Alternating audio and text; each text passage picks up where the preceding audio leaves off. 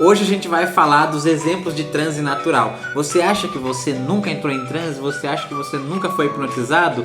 Doce ilusão sua, tá? Vamos descobrir isso e como funciona aí as subestruturas da nossa mente, lógico, depois da vinheta.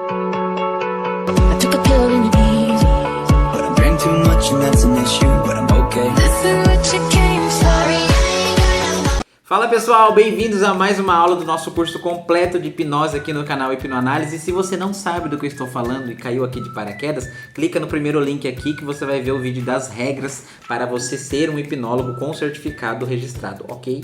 Bom, hoje a gente vai falar sobre as subdivisões aí da nossa mente, lógico que é uma coisa metafórica, né? Não é algo sólido e científico que a gente consiga ali abrir o cérebro e encontrar, mas para você entender como funciona o padrão ali da nossa mente. Então, gente, vai aparecer aqui para vocês, ó, uma fotinha do modelo da nossa mente, do iceberg, digamos assim, né? É uma metáfora aí para simbolizar a nossa mente.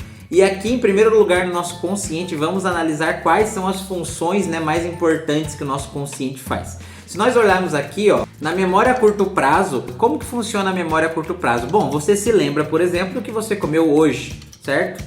Exemplo, você se lembra do que você almoçou hoje ou jantou hoje, né? Ou você tomou de café. Mas se eu perguntar pra você, o que você almoçou, o que você comeu dia 30 de abril de 1999, você vai lembrar? É bem difícil você lembrar, né? A não ser que tenha acontecido alguma coisa importante ali naquela data. Então, normalmente, nossa mente faz esse trabalho sozinho. Ela pega as informações que são úteis e elas deixam ali no consciente, ou no máximo no subconsciente, que eu já vou falar o que é.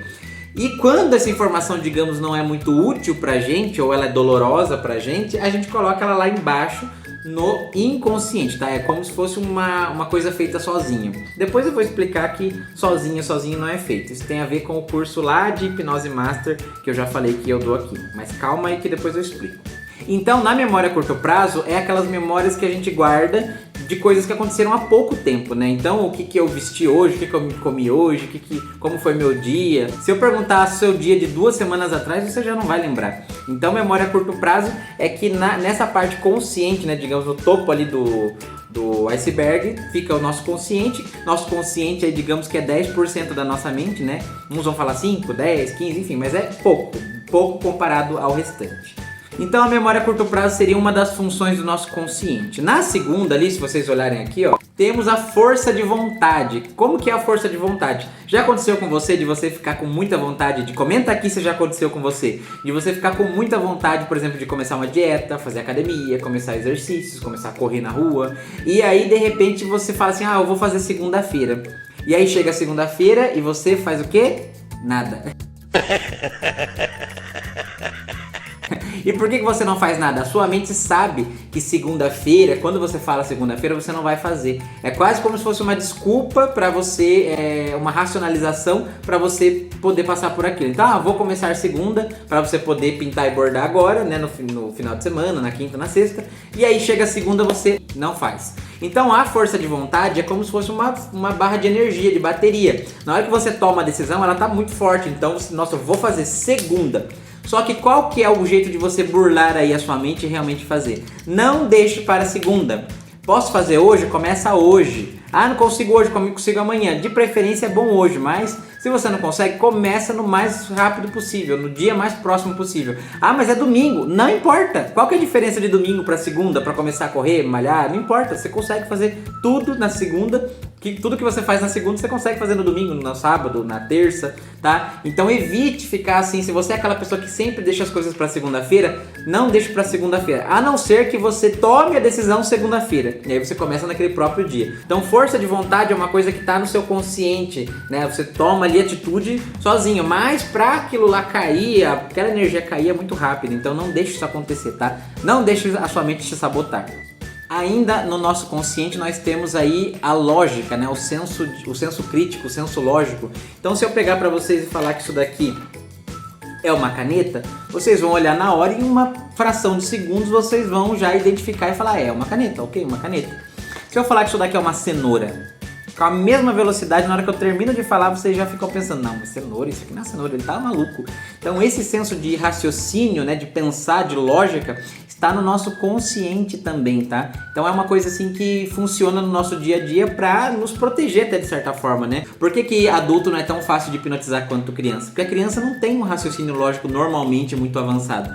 Então, pra criança, você falar pra ela que existe Papai Noel, Fada do Dente, Coelhinho da Páscoa, ela acredita, porque ela não raciocina, ela não para pra pensar. A gente que vai crescendo e vai criando esse raciocínio lógico aí mais forte. Logicamente, ele acaba até atrapalhando a gente em certos pontos na hipnose, quando a gente tá hipnotizando alguém e a pessoa fica racionalizando demais sobre o processo. Não, isso aqui é mentira, isso aqui não tem como acontecer, isso aqui é improvável, isso aqui é ilógico. E aí realmente não dá certo. Por isso que criança também dá certo de hipnotizar muito mais do que adulto, porque ela não fica assim sendo a chatonilda da vida. Outra coisa também em termos de comportamento é controlar os impulsos. Então se a gente vê alguma coisa e a gente fica com um impulso de fazer alguma coisa, tô em dieta, tô com o impulso de comer, então eu me controlo. Eu vi uma pessoa brigando com o filho, eu ia lá proteger, mas eu não devo me meter na criação da mãe. Então você controla seu impulso. Esse controlar de impulso também é uma atividade consciente. Você para analisar, você fica com vontade, mas para pensar. Então o controle de impulsos também é uma coisa que a gente faz aí no nosso consciente, ok? Bom, tem mais funções do nosso consciente? Óbvio que tem, tá? Tô falando aqui as principais aqui pro nosso contexto. Então nós temos a memória a curto prazo, a força de vontade e o raciocínio lógico como as funções aí mais importantes pro nosso nicho aqui do nosso consciente.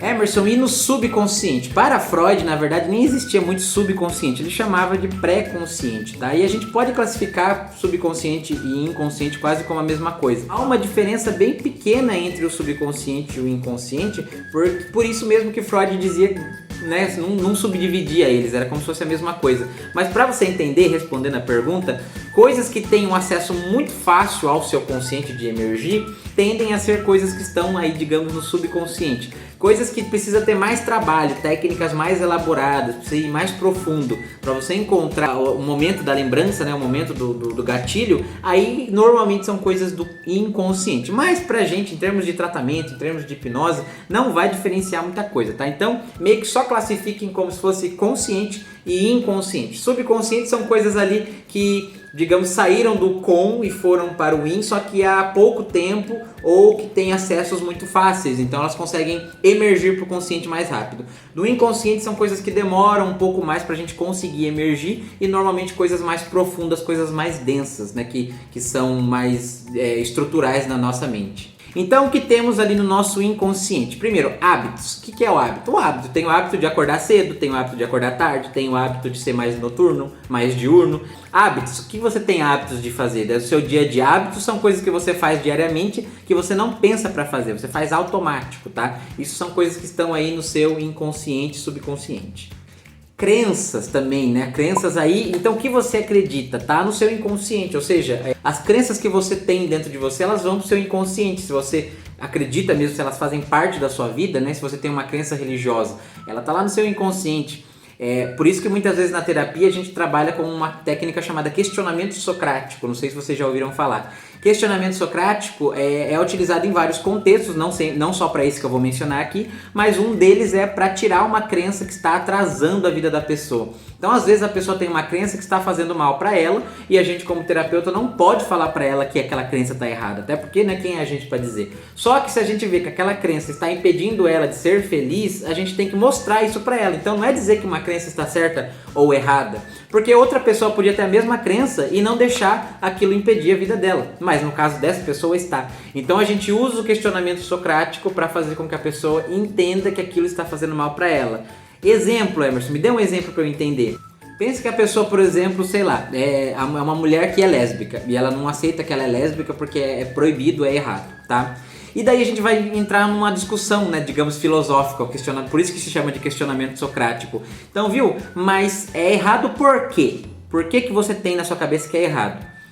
Mas é porque minha mãe sempre falou pra mim que é errado. Tá, mas quem é a sua mãe em termos de lei pra ela dizer o que é, o que não é certo, o que é errado? Você acha que sua mãe apenas faz coisas que são consideradas certas? E se ela faz, quem é que disse que isso é certo ou errado?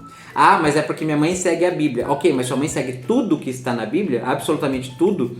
Então você começa a questionar e ela vai começar a se perguntar até que ela entenda que aquilo lá tá fazendo mal para ela. Mas é um trabalho difícil, é um trabalho árduo. Por quê? Porque tá lá no inconsciente, tá enraizado ali. Então dá trabalho pra gente tirar. Mas as crenças estão no inconsciente também, tá? Temos os vícios também, né? Se você é viciado em jogar, em beber, em fumar, todos os vícios estão no inconsciente. Você não pensa nem pra fazer, simplesmente vai lá e faz. É uma coisa mais forte que você, né? Vícios estão no nosso inconsciente, assim como os traumas, e muitas vezes estão relacionados, né? Traumas estão ali no nosso inconsciente. E também a memória a longo prazo. Tudo que você viveu está no seu inconsciente, todas as lembranças estão guardadas ali, a memória a longo prazo. Então, desde que você tinha um cérebro formado na barriga da sua mãe, todas as informações que você viveu até ali estão gravadas. Por isso que a regressão até o útero da mãe, ou o renascimento, que é uma técnica bem famosa de hipnose, são técnicas que visam aí acessar esse tipo de informações, né, que estão ali presas, digamos, no nosso cérebro, porque a gente não vai ter acesso normalmente a essas informações, né, são coisas muito antigas. Imagine se a gente guardasse a nível consciente tudo que a gente já viveu na vida. Tem uma doença, não sei se chega a ser uma doença, uma síndrome, um transtorno, de pessoas que se lembram de tudo, desde que nasceram elas se lembram de tudo. E essas pessoas sofrem bastante porque é muita informação na cabeça delas. Então a nossa mente tem esse macete, digamos, de subdividir as coisas para não ficar pesado. Então o que é novo que eu vou aprendendo agora vai ficando no consciente, conforme eu vou aprendendo vai ficando macaco velho, sabe? E aí vai indo para subconsciente e inconsciente e a gente acessa quando tem a necessidade.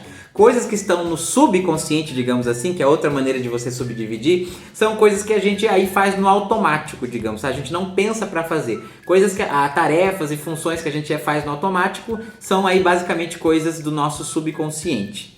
E então, gente, eu falei tudo isso para vocês entenderem aí como que funcionam os exemplos de transe natural que eu vou explicar para vocês aqui agora.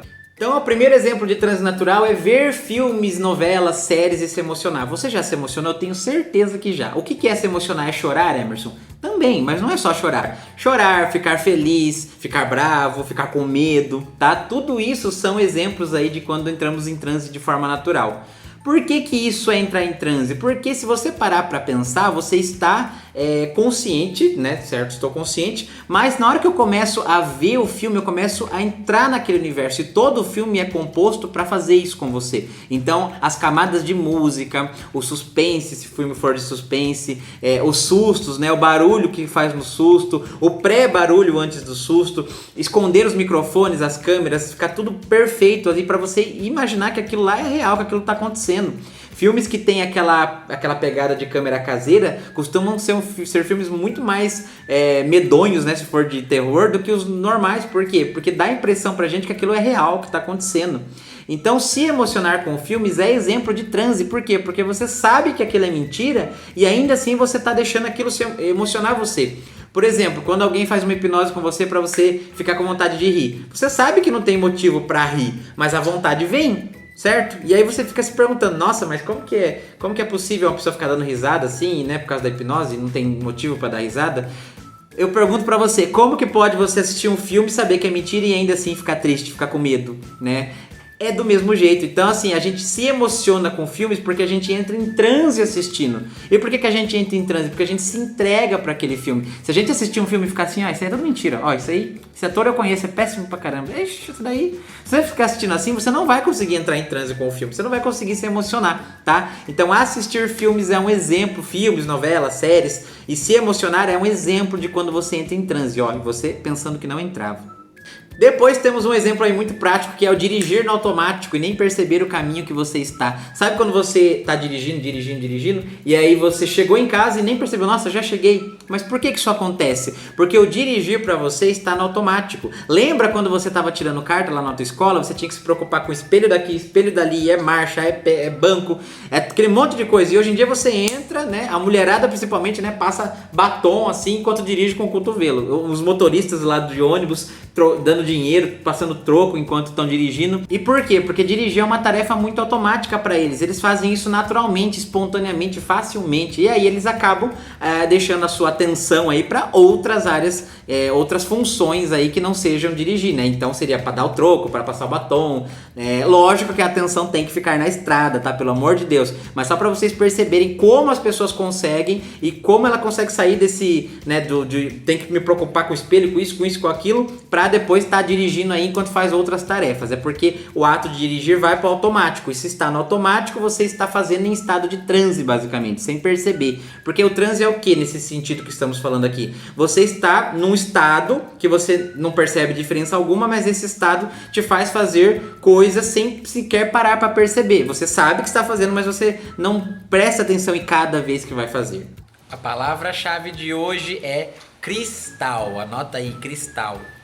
Procurar os óculos com óculos na cabeça. Eu sei que se você está me assistindo aí e usa óculos, você provavelmente já passou por isso. E como acontece isso, Emerson? Porque você está tão focado, lembra que hipnose é atenção focada? Se você está tão focado em procurar os óculos, você vai nem perceber que ele está na sua cabeça. Você pode procurar a chave do carro com a chave na mão. Eu já cheguei a procurar o meu celular com a lanterna do meu celular, iluminando com o meu celular. Então acontece, tá? Esse tipo de coisa. E na mesma pegada aí dos filmes e das séries, temos também os livros, sabe? Você mergulhar num livro a ponto de você esquecer da realidade, se entregar, se mergulhar ali mesmo. E você vai se emocionar, vai dar risada, vai chorar com o livro. Eu tenho certeza que se você ler, você já passou por isso. E isso também é transe, porque você sabe que aquilo é uma história contada, inventada. Pode ser uma biografia? Pode, mas ainda assim não está acontecendo, né? Você está lendo. E aí você fica emocionado, né? E se você se emociona, ou seja, qualquer tipo de contato que você tem emocional com algo que tecnicamente não é real, e ainda assim acontece, a gente já considera um estado de transe. Isso é hipnose? Hipnose é o processo de você se entregar para aquela coisa a ponto de deixar ela te cativar e te emocionar. Quando você já está se emocionando, você já está em transe. Então, não confunda hipnose com transe, que eu já falei, ó, aplica aqui a diferença de hipnose para transe, tá? Então, transe é o estado, hipnose é o processo. Então, ficar assistindo o filme, deixar ele me mergulhar, é hipnose. Ficar emocionado e naquele estado preso assim no filme é transe, tá? Então, transe é quando a gente já passou pelo processo de hipnose. Bom, gente, eu vou ficando por aqui. Espero que vocês tenham gostado da aula de hoje. Se inscreva aqui no canal, dá um joinha aqui e responde a pergunta que eu deixei aqui nos comentários pra vocês, ok? Não se esqueça de entrar no nosso grupo do Telegram, que tem material exclusivo ali. Eu vou mandar coisa só pra quem tá naquele grupo. Tá aqui nos links da descrição. Entra no grupo do Telegram. Então deixa o joinha, se inscreve e eu espero você na nossa próxima aula, ok? Até mais!